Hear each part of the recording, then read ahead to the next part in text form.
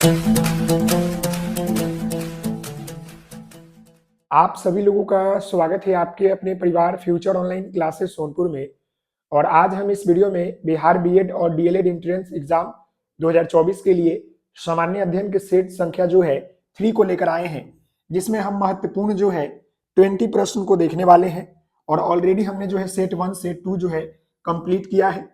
तो आज हम जो है सेट संख्या 3 को करेंगे, जिसमें महत्वपूर्ण आपके जो है 20 प्रश्न करने वाले हैं, क्योंकि आपके सामान्य अध्ययन से 20 प्रश्न आते हैं और इतने प्रैक्टिस कराएंगे कि आपको जो है दिक्कत नहीं आएगी। और यह जो प्रश्न है केवल आपके डीएलएड और बीएड तक सीमित नहीं है, बल्कि अन्य कॉम्पिटिटिव एग्जामों के लिए भी जो है बहुत ही महत्वपूर्ण है। और जितने भी प्रश्न यहाँ पर कराए जा रहे हैं वह सभी प्रश्न जो है किसी न किसी एग्जाम में पूछा हुआ है, तो महत्वपूर्ण है। सभी टॉपिक वाइज आपको कराए जा रहे हैं, चाहे वो आपका सिविक्स का हो, इकोनॉमिक्स का हो, वो भी सब आने वाले हैं। आपका बायोलॉजी, फिजिक्स, फिर आपका जो है रीजनिंग हो, सभी जो है आपके मिक्सअप, हिंदी सभी कराया जा रहा है। मैथ नहीं हो रहा है, मैथ भी बहुत जल्दी स्टार्ट हो जाएगी, क्योंकि हमारे पास जो है टीचर्स की कमी है, कोई नहीं है मेरे पास। तो जितना हमसे हो पाता उतना हम आपको करने का प्रयास करते हैं, और बस 1 से 2 दिन में जो है बेहतर देने का प्रयास करेंगे, ताकि आपको दिक्कत नहीं होगा। तो चलते हैं प्रश्न के ऊपर। और आप सभी लोगों से निवेदन है कि चैनल पर नए होंगे तो चैनल को सब्सक्राइब जरूर कर लीजिएगा, और आप लोग कमेंट करके बताइएगा कि आपके जो है यह 20 प्रश्न में से कितने आपके जो है प्रश्न सही हो रहे हैं। ये क्या हो गया, 1 मिनट, चलिए 1 मिनट। चलिए यहाँ पर देखिएगा, ये आपका पहला प्रश्न क्या है, इसको समझिएगा। पहला प्रश्न आपका बोल रहा है विश्व जनसंख्या दिवस यानी कि वर्ल्ड पॉपुलेशन डे कब मनाया जाता है। अब यहाँ पर बताइएगा, यहाँ पर ऑप्शन देखिएगा 11 जुलाई, 12 अक्टूबर, 10 दिसंबर, और यहाँ पर आपका है 11 सितंबर। तो विश्व जनसंख्या दिवस जो है यहाँ पर आपसे पूछ रहा है कि कब मनाया जाता है। तो विश्व जनसंख्या दिवस जो है प्रतिवर्ष आपको हम बताना चाहेंगे कि 11 जुलाई को मनाया जाता है। कब मनाया जाता है? 11 जुलाई को मनाया जाता है। तो इसका करेक्ट आंसर क्या हो जाएगा? ऑप्शन आपका ए हो जाएगा। ऑप्शन आपका क्या हो जाएगा? ए हो जाएगा। क्लियर है? ये प्रश्न क्लियर हो गया। विश्व जनसंख्या दिवस, बाकी आपको यहाँ पर टीचर्स जो पूछेगा आपको पता है, चिल्ड्रंस डे ये सब पता है आपको। विश्व एड्स दिवस 1 दिसंबर को मनाया जाता है। इस तरह के आप देख लीजिएगा, समझ गए जी। शहीद दिवस आप देख लीजिएगा, ये इंपॉर्टेंट है। चलिए अगले प्रश्न की बात करते हैं। अगला प्रश्न यहाँ पर आपका सेकंड नंबर है। देखिए सेकंड नंबर आपका प्रश्न बोल रहा है कि वर्ष 1938 के भारतीय राष्ट्रीय कांग्रेस के हरिपुर, देखिएगा भारतीय राष्ट्रीय कांग्रेस के हरिपुर अधिवेशन की अध्यक्षता किसने किया था। यहाँ पर बोला है कि वर्ष 1938 में हरिपुर में अधिवेशन हुआ था। कहाँ हुआ था? हरिपुर में अधिवेशन हुआ था इंडियन नेशनल कांग्रेस का, इंडियन नेशनल कांग्रेस का। तो इस अधिवेशन का जो है अध्यक्षता किसने किया था? तो इसका यहाँ पर ऑप्शन देखिएगा अब्दुल कलाम आजाद, फिर यहाँ पर है जेवी कृपलानी, फिर यहाँ पर है राजेंद्र प्रसाद और सुभाष चंद्र बोस। तो हम बताना चाहेंगे कि 1938 में जो आपका इंडियन नेशनल कांग्रेस का जो आपका अधिवेशन हुआ था हरिपुर अधिवेशन, इसकी अध्यक्षता जो है आपके सुभाष चंद्र बोस ने किया था। सुभाष चंद्र बोस ने जो है इसकी अध्यक्षता जो है किया था, समझ गए। और यहां से इंपॉर्टेंट सवाल ये आता है कि इंडियन नेशनल कांग्रेस की स्थापना कब हुई थी? तो क्या बोलिएगा 1885 ईस्वी में जो है इसकी स्थापना हुई थी। क्लियर है? एक और यहां से प्रश्न पूछता है कि इंडियन नेशनल कांग्रेस के जो है मतलब महात्मा गांधी ने कहां पर और कब जो है मतलब अधिवेशन का अध्यक्षता किया था। तो अगर पूछेगा कि महात्मा गांधी, क्या पूछेगा कि महात्मा गांधी ने जो है इंडियन नेशनल कांग्रेस की अध्यक्षता जो है कब किया था और कहां किया था, ये आपसे प्रश्न पूछेगा। तो इन्होंने जो है एक बार ही जो है अध्यक्षता किया है, और कब किया था? तो 1924 ईस्वी में किया था। और कहां पर किया था? तो हरिपुर, 1 मिनट, क्या है? हरिपुर नहीं है, ये बेलगाम में, मतलब कि बेलग्राम में, याद रखिएगा। कहां पर किया था? तो बेलग्राम में, याद रखिएगा बेलग्राम में उन्होंने जो है पहली बार अध्यक्षता किया था, और एक ही बार किया था, याद रखिएगा। और सबसे ज्यादा लंबे समय तक रहने वाले जो अध्यक्ष है वो कौन है? तो वो आपके जो है अबुल कलाम आजाद है। कौन है? अबुल कलाम आजाद है, जो सबसे लंबे समय तक रहे, यानी कि 1940 से लेकर यह 1945 तक जो है रहे थे, समझ गए। सबसे ज्यादा रहे थे, लगातार 5 बार रहे थे, समझ गए। तो यहां से बहुत सारा प्रश्न क्लियर हुआ, समझ गए। चलिए अगले प्रश्न की बात करते हैं। तो यहां ध्यान दीजिएगा, अगला यहां पर आपका तीसरा नंबर प्रश्न क्या है वो देखिएगा। तीसरा नंबर यहां पर आपका प्रश्न है कि भारत में स्वतंत्रता के पश्चात गठित प्रथम मंत्रिमंडल में कानून मंत्री कौन रहे। यानी कि जब हमारा देश जो है 1947 में आजाद हो गया, तो आजादी के बाद जो है जो हमारा पहला मंत्रिमंडल बना, उसमें जो है आपका कानून मंत्री कौन थे? उसमें जो है कानून मंत्री का पद जो है किसने संभाला? यहाँ पर ऑप्शन देखिएगा ए के एम मुंशी, एसपी मुखर्जी, और यहाँ पर है बलदेव सिंह और बी आर अम्बेडकर। तो देखिए जो हमारा देश आजाद हो गया 1947 में, और पहली मंत्रिमंडल का मतलब गठन हुआ जिसमें सभी मंत्री अलग अलग पद पर रहे, तो उसमें जो कानून मंत्री बने थे वो हमारे बने थे बी आर अम्बेडकर बने थे। कौन थे? बी आर अम्बेडकर जो है यह जो है प्रथम मंत्रिमंडल में कानून मंत्री बने थे। तो इसका आंसर क्या हो जाएगा? ऑप्शन आपका डी हो जाएगा। और अब अगर वही पूछ ले कि स्वतंत्र भारत के जो है प्रथम जो है रक्षा मंत्री कौन थे, तो रक्षा मंत्री अगर पूछ लेगा तो बोलिएगा श्री बलदेव सिंह। रक्षा मंत्री जो थे यही प्रथम मंत्रिमंडल का। समझ गए? क्लियर है? अगले प्रश्न की बात करते हैं। तो यहाँ पर देखिएगा अगला प्रश्न यहाँ पर आपका 4 नंबर है और ये 4 नंबर प्रश्न बोल रहा है निम्न में से किस प्रांत में सोयाबीन खेती के अंतर्गत क्षेत्र सर्वाधिक है। यानी कि प्रांत कहने का मतलब है कि यहाँ पर राज्य पूछा है, यानी कि किस राज्य में जो है सोयाबीन खेती के लिए जो है मतलब क्षेत्र जो है सर्वाधिक उत्तम माना जाता है या उत्तम है। उत्तर प्रदेश, बिहार, महाराष्ट्र और मध्य प्रदेश। बताइएगा कहां पर माना जाता है। तो हम आपको बताना चाहेंगे कि निम्नलिखित में से जो है आपके मध्य प्रदेश जो आपका प्रांत है यानी राज्य है, वहां पर जो है सोयाबीन खेती के अंतर्गत क्षेत्र जो है सर्वाधिक है। यानी कि मध्य प्रदेश में जो है सोयाबीन की खेती जो है अधिकतम होता है। समझ गए जी? क्लियर है? आगे हम बात करते हैं अगले प्रश्न की। क्वेश्चन संख्या यहाँ पर हम 5 की बात करेंगे। क्वेश्चन संख्या यहाँ पर 5 है, भारत में किस पंचवर्षीय योजना के प्रति वर्ष जो है वृद्धि मतलब प्रति व्यक्ति वृद्धि दर सर्वाधिक रही। पंचवर्षीय योजना जो है आप सभी लोगों को पता है कि यह जो है 5 वर्षों के लिए कितनी पंचवर्षीय योजनाएं बहुत सारी लागू हुई। कब से लागू हुई? बहुत पुराना है ये क्वेश्चन और बहुत इंपॉर्टेंट क्वेश्चन है। तो यहाँ पर प्रश्न बोला भारत में किस पंचवर्षीय योजना के मतलब योजना में प्रति व्यक्ति क्या बोला है? प्रति व्यक्ति जो है मतलब वृद्धि दर जो है सर्वाधिक रही। 5वीं, 8वीं, 10वीं और 11वीं। तो हम बताना चाहेंगे कि आपकी जो 11वीं जो पंचवर्षीय योजना लगी उसमें क्या हुआ कि आपका जो है सर्वाधिक जो है प्रति व्यक्ति वृद्धि दर जो है ज्यादा रहा। तो इसका करेक्ट आंसर क्या हो जाएगा? ऑप्शन आपका डी हो जाएगा। इसका करेक्ट आंसर क्या हो जाएगा? ऑप्शन आपका डी हो जाएगा, 11वीं। क्लियर है? चलिए अगले प्रश्न की बात करेंगे। अगला प्रश्न यहाँ पर 6 नंबर है। अब ये देखिएगा, ये प्रश्न आपका बोल रहा है 6 नंबर, वाल्मीकि राष्ट्रीय उद्यान कहाँ पर है। वाल्मीकि राष्ट्रीय उद्यान जो है कहाँ पर है? उत्तर प्रदेश, मध्य प्रदेश, उड़ीसा और यहाँ पर आपका बिहार है। तो देखिए वाल्मीकि राष्ट्रीय उद्यान जो है यह काफी फेमस है और यह जो आपका है बिहार में है। ये काफी फेमस है और ये आपका बिहार में है और बिहार में जो है सबसे मतलब बड़ा है। और वाल्मीकि राष्ट्रीय उद्यान जो है यह बिहार के जो है पश्चिम चंपारण में स्थित है। कहाँ पर है? पश्चिम आपका जो है पश्चिम चंपारण में जो है जिला में है। क्लियर है? अगले प्रश्न की बात करते हैं।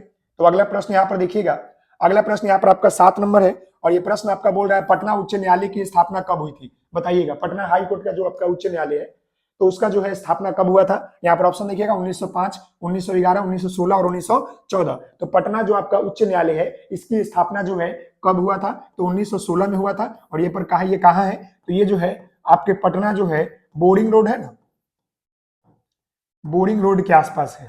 वहां से जो है आपको 1 से 1-2 किलोमीटर के अंतर्गत पटना में बोरिंग रोड के आसपास है। अगर कभी जाना रहा तो जाइएगा, लेकिन ऐसी गलती मत करके जाइएगा, हाई कोर्ट जाना है। अगर आप एजुकेशन के मामले में जा रहे हैं, पढ़ लिख कर अगर बनना चाहते हैं वकील तो ठीक है, बट ऐसे केस वेस में मत जाइएगा, मैं आपसे मना करूंगा। चलिए आगे बढ़ते हैं। तो अगला प्रश्न यहाँ पर क्या है देखिए 8 नंबर क्वेश्चन बोल रहा है कि ये भी इंपॉर्टेंट प्रश्न याद रखिएगा, दुधवा नेशनल पार्क जो है कहां पर स्थित है। ऑप्शन देखिएगा बिहार है, मध्य प्रदेश, झारखंड और यहाँ पर उत्तर प्रदेश। तो दुधवा नेशनल पार्क जो है ये काफी महत्वपूर्ण प्रश्न है, कितने एग्जामों में पूछा गया हुआ है। तो यह जो उत्तर हो जाएगा इसका उत्तर प्रदेश हो जाएगा, यानी कि यह जो आपका है कहां पर है? उत्तर प्रदेश जो है राज्य में स्थित है दुधवा नेशनल पार्क। क्लियर है? इसका आंसर ऑप्शन आपका सी हो जाएगा। अगले प्रश्न की बात करें, देखिए अगला प्रश्न यहाँ पर आपका 9 नंबर है और ये प्रश्न आपका क्या बोल रहा है, यहाँ पर देखिएगा भारतीय मानक समय ग्रीनविच माध्य समय से कितना आगे है। तो भारतीय मानक समय जो है ग्रीनविच समय से जो है 5.5 घंटा आगे है। कितना है? 5 घंटा 30 मिनट जो है आपके आगे है। ऑप्शन में देखिएगा ऑप्शन नंबर आपका 1 है, 5.5 घंटा जो है क्या है आगे है। किससे? भारतीय मानक समय से ग्रीनविच माध्यम कितना आगे है? तो 5.5 घंटा है। क्लियर है? ऑप्शन आपका ए हो जाएगा। अगले प्रश्न की बात करते हैं। तो यहाँ देखिएगा अगला प्रश्न यहाँ पर आपका 10 नंबर है और ये प्रश्न क्या बोल रहा है देखिएगा, समझिएगा, अच्छे पूर्वक प्रश्न है। और आपसे निवेदन करते हैं कि सभी प्रश्नों का उत्तर जो है आप लोग लिखते रहिएगा, नोट करते रहिएगा, जहां भी आपको दिक्कत होगा। बहुत इंपॉर्टेंट क्वेश्चन कराएंगे, सारे क्वेश्चन इंपॉर्टेंट है। और अंत में ये बोलूंगा कि चैनल पर नए हैं तो चैनल को सब्सक्राइब कर लीजिएगा, क्योंकि जो हम पढ़ाते हैं वो आपको मातृभाषा में देने का प्रयास करते हैं। और ऐसा हम आपको चाहते हैं कि जो लोकल लैंग्वेज है, जो ग्रामीण परिवेश के बच्चे हैं, उनको बेहतर तरीके से समझ में आए, ताकि हमारा जो है मतलब जो मेरा मेहनत है वो सार्थक सिद्ध हो सके। समझ गए? चलिए यहाँ पर देखिएगा निम्नलिखित में से किसने 1857 के विद्रोह का कानपुर से नेतृत्व किया था। अब बताइएगा रानी लक्ष्मीबाई, तात्या टोपे, नाना साहेब और वीर कुंवर सिंह। तो देखिए काफी महत्वपूर्ण है। सबसे पहले तो ये जान लीजिए कि 1857 की जो क्रांति हुई थी, 1857 की जो आपकी क्रांति थी, यह स्वतंत्रता संग्राम की जो है पहली क्रांति थी, पहली लड़ाई थी अंग्रेजों से। और ये जो है कहां से स्टार्ट हुआ था, तो मेरठ जो है यूपी से स्टार्ट हुआ था, मेरठ उत्तर प्रदेश से स्टार्ट हुआ था। और क्यों हुआ था, क्योंकि चर्बी वाले कारतूस के कारण, जो गोली आती थी ना लगाने के लिए, उसको मुंह से छीलकर लगाना पड़ता था, तो चर्बी, उसमें गाय का चर्बी मिलाया जाता था। तो हल्ला उठा दिया गया कि गाय का, सुअर का, इस तरह करके। तो यह लड़ाई हो गई थी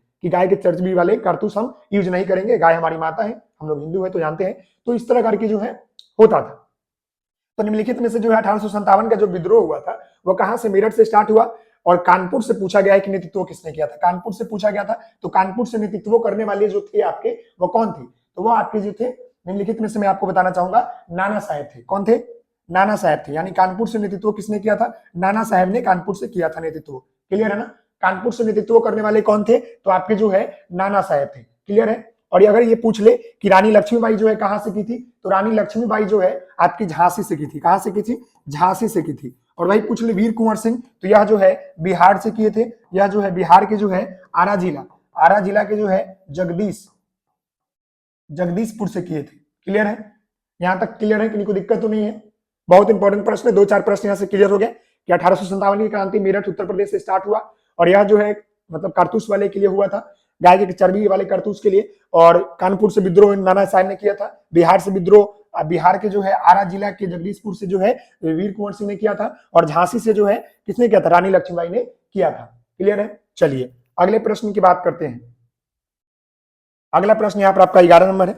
और ये प्रश्न देखिएगा, पानीपत की तीसरी लड़ाई जो है कब लड़ी गई थी, पानीपत की तीसरी लड़ाई जो है कब लड़ी गई थी और किसके बीच जो है लड़ा गया था, ये भी याद रखिएगा। तो अफगान और जो है मराठा के बीच जो है लड़ा गया था, जिसमें अफगान की जो है जीत हो गई थी। और यहाँ पर तीसरी लड़ाई पूछा है 1752, 1760, 1763 और 1761। तो हम आपको बताना चाहेंगे कि तीसरी लड़ाई जो है वो आपकी जो है 1761 में लड़ा गया था। कब लड़ा गया था, 1761 में लड़ा गया था। और अगर आपसे कोई पूछ लेता है कि पहली लड़ाई कब लड़ी गई थी, तो याद रखिएगा 1500 जो है 26 में लड़ा गया था और 1556 में आपका दूसरा लड़ाई लड़ा गया था। क्लियर है।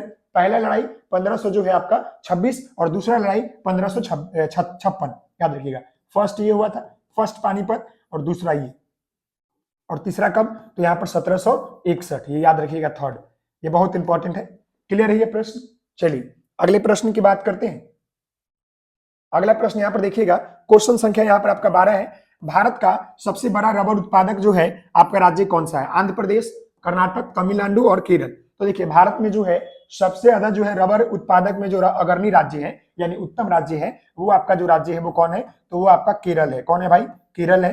तो इसका आंसर क्या हो जाएगा, ऑप्शन आपका सी हो जाएगा। कौन हो जाएगा, केरल हो जाएगा। ऑप्शन आपका सी हो जाएगा। क्लियर है ये प्रश्न, क्लियर है ना। चलिए अगले प्रश्न की बात करते हैं।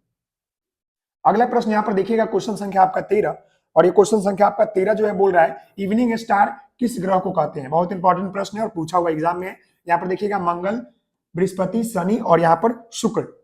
समझ गए। तो देखिए इवनिंग स्टार बोले या जो है पृथ्वी की बहन बोलते हैं इसको, पृथ्वी की बहन, याद रखिएगा, बहुत ही इंपॉर्टेंट क्वेश्चन है। या भोर का तारा या संध्या का तारा, संध्या।